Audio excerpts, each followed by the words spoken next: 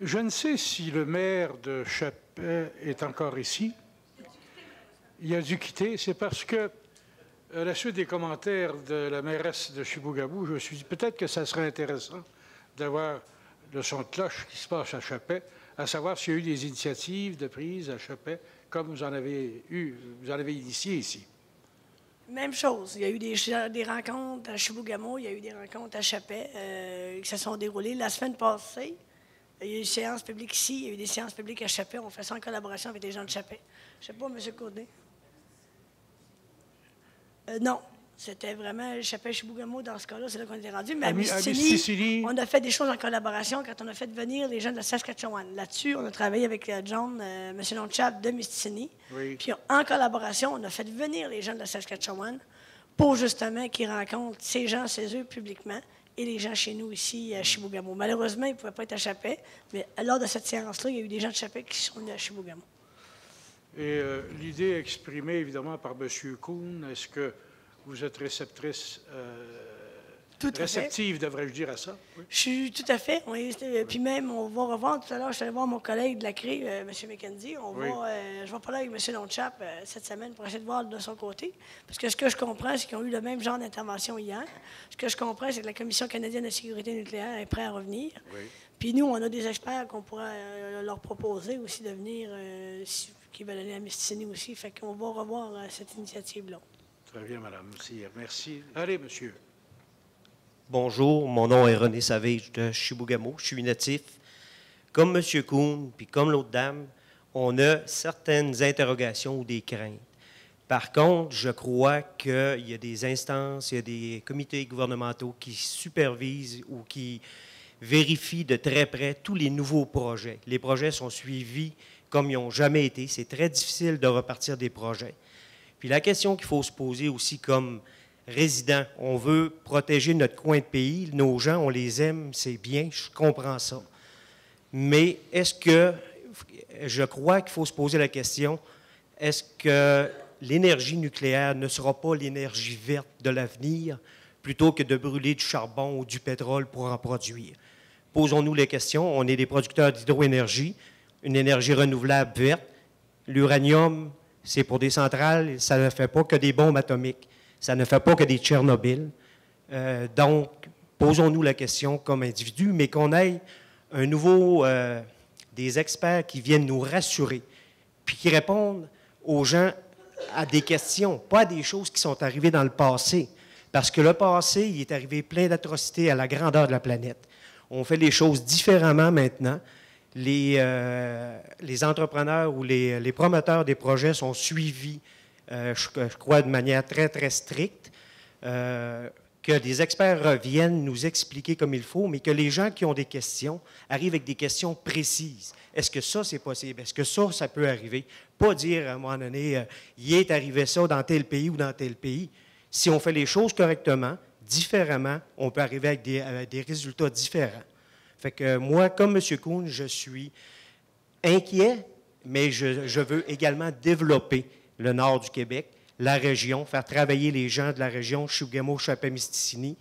Puis, rappelons-nous que je crois que l'énergie nucléaire va être une énergie d'avenir.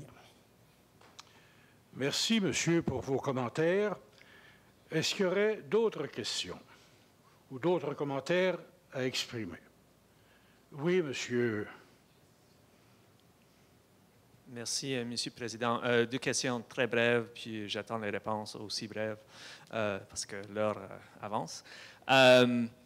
Est-ce que vous allez faire un document des recommandations ensemble, fédéral, provincial, ou est-ce qu'il y aura deux documents des recommandations? Ah, ça, c'est à voir, vous savez. Au niveau des demandes d'information, le président Taillon l'a dit, ils ont été plus rapides que nous pour les circonstances expliquées tout à l'heure.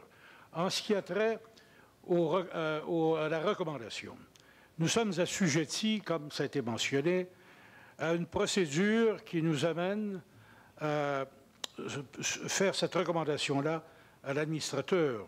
Dans notre cas, c'est l'administratrice de la Convention de la baie James et du Nord du Québec. Alors, remarquez bien que si c'est possible, on le fera, mais je ne peux pas vous en donner l'assurance au moment où on se parle. Avez-vous une autre question ou un commentaire, madame? Oui, j'ai un petit commentaire, en fait, par rapport à la réunion d'information à laquelle j'ai assisté à Chapet, Oui. qui était organisée par la Conférence régionale des élus, je crois, avec des gens de Génivard. Je m'attendais, comme c'était annoncé, à une soirée d'information objective. Oui, je suis partisane, je ne vous le cacherai pas. C'est votre droit, vous savez. Oui, oui.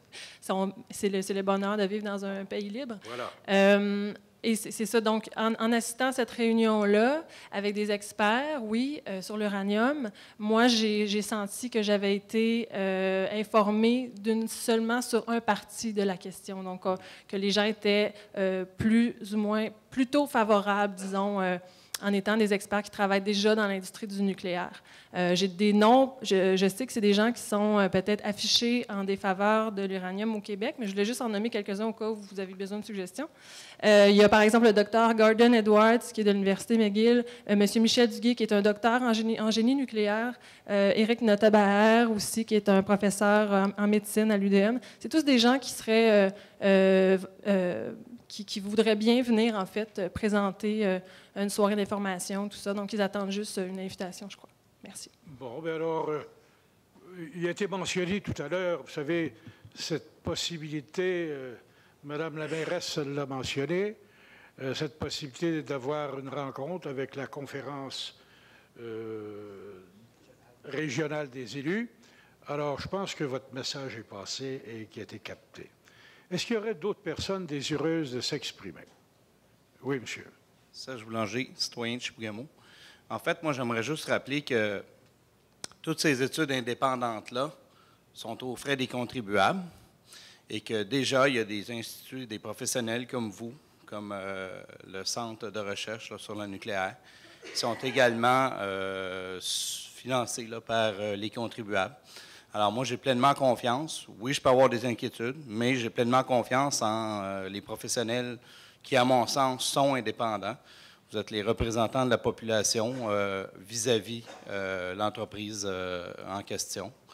Donc, je pense que, puis tantôt, on mentionnait que ça leur a coûté, je pense, c'est 5 millions qui ont investi à date. Alors, je ne sais pas combien ça coûte pour avoir aussi le pendant ici. Mais je voudrais juste qu'on n'oublie pas ça également. Excusez-moi, M. Boulanger, je pense qu'on est mieux de ne pas le dire. Non, mais il reste que, à mon sens, il y a quand même une indépendance, il n'y a aucun lien. Et je pense, en tout cas, puis des experts, il n'y en a pas tant que ça. Je serais content de voir aussi les noms là, qui ont été soulignés, dans mesure où ça fait partie d'un comité d'experts. Mais je voudrais juste qu'on n'oublie pas ça. Merci. Merci, M. Boulanger, pour vos commentaires.